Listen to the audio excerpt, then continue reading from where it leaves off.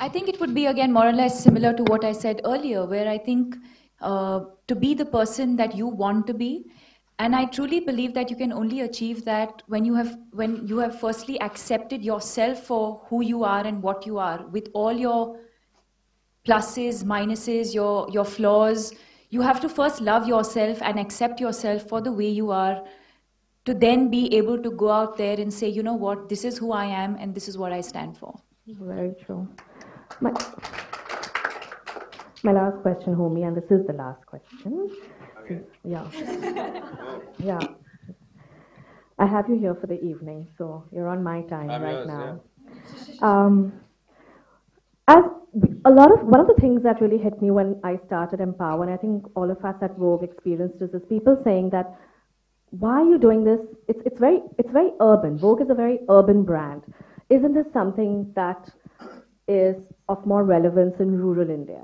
So my question to you all is, as urban professionals, a filmmaker, a corporate, an actress, a journalist, a media person, what can all of us do to support empowerment in a way, big or small? What do you think we can do? Because honestly, the problem, the violation of rights is as prevalent in urban India, probably even more than it is in rural India, and we know that now.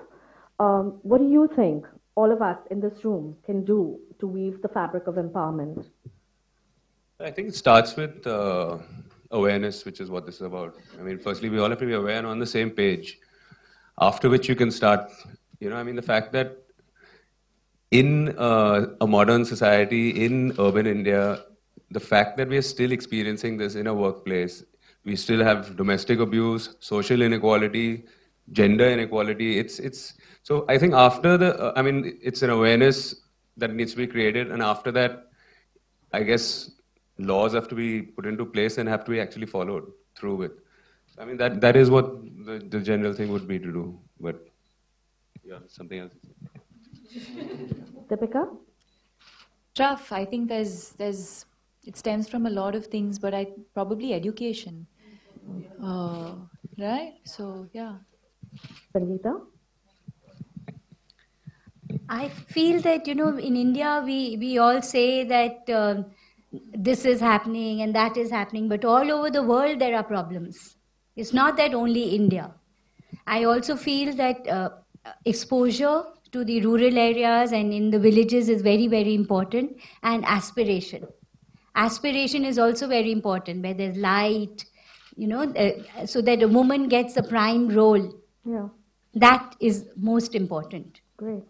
I'd now like to throw open the floor to the media people. If you have any questions to ask all three of our special guests this evening, just a request, let's keep the questions to the nature and the mood of the evening.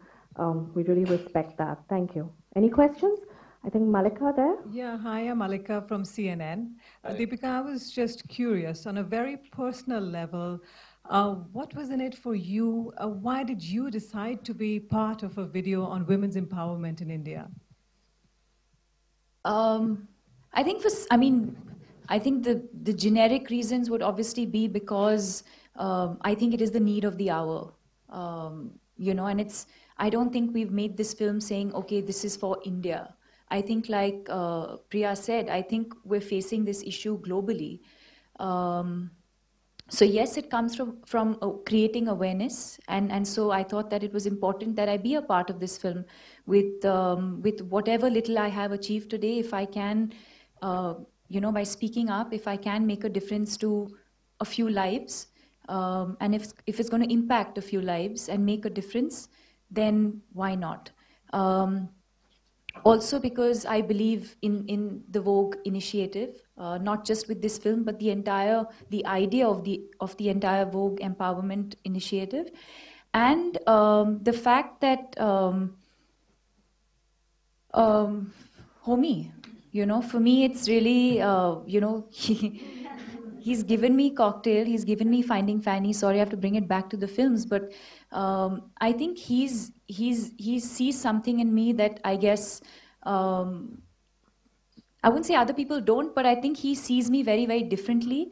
And it was a phone call, and he was like, I think we should do this, and I was on. So it's as simple as that. Any other questions?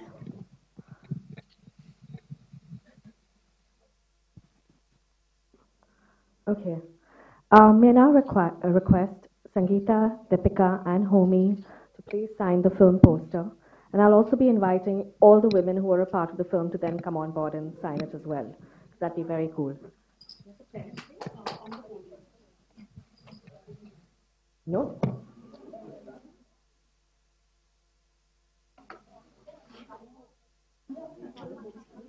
It's right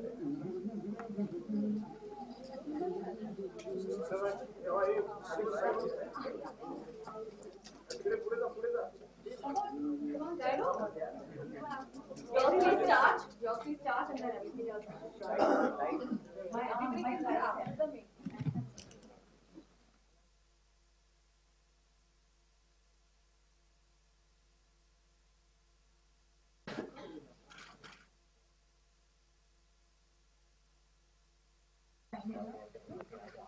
Your message. Odd has the message. Priya, Odd has a question. Yes, Odd. I would like to see. You're going in a minute. Just a minute.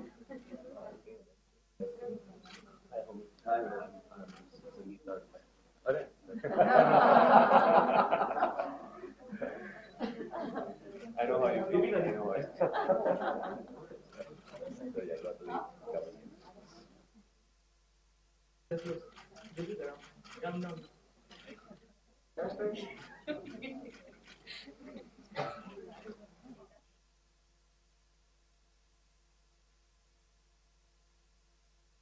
Black. On the black part after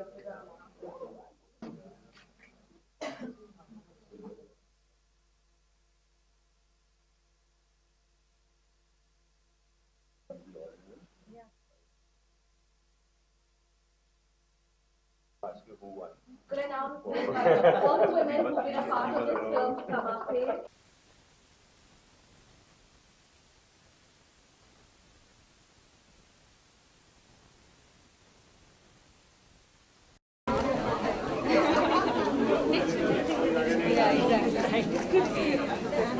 Thank you.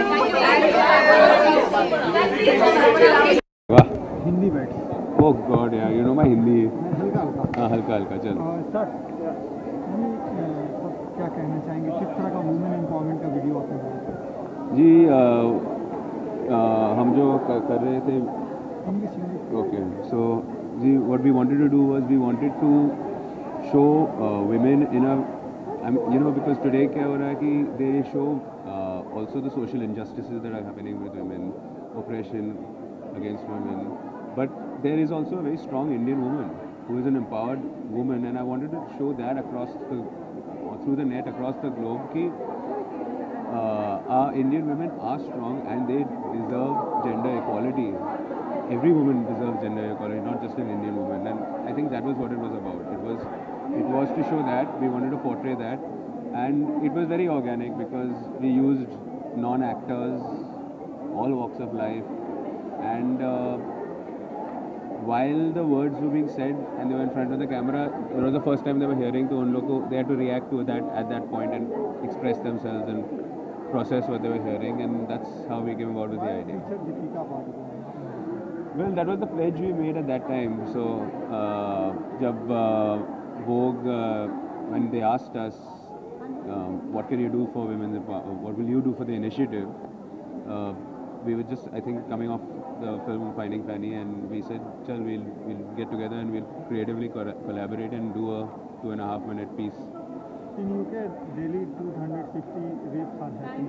Yeah. What do you want to say about rape in India or Delhi also? It's not about India or Delhi. I think it is the most disgusting, regressive, and it is pathetic that it is sad that today, in today's day and age, we have to actually start a movement to discuss gender equality. It is so, we are so way back. It's almost like we live in the medieval ages. You know, I mean, recently there was a film out where as soon as you leave NH10, they said that as soon as you leave the city, it's a different world, it's a different system, it's lawlessness, and it's in this space, and it's sad that we are in a situation like that today. But I genuinely feel it is an extreme problem. It is not a small problem. It's an extreme problem. It affects women all over and the world. And sure, bringing throwing light on it, creating awareness of it is one thing, but we have to act upon it, and it's just getting worse and worse. So it's not a matter of. What are your expectations with government of India on this matter? I think they are. I mean, it's easy to sit and point a finger and to criticize, but I feel that the movement is happening. There's a social awakening happening. So it's not that the government of India is not interested in trying to resolve the issue and all, but it runs much deeper when you go into rural areas and all. And I think that they are taking steps towards doing it. Plus, on an urban level, we are taking steps to try and create awareness, to educate the thing, fighting for the rights of the girl child. So I think it is all happening, but it's just not happening enough. But it will. One day, hopefully, there will be an equal world. Thank you. Thank you so much.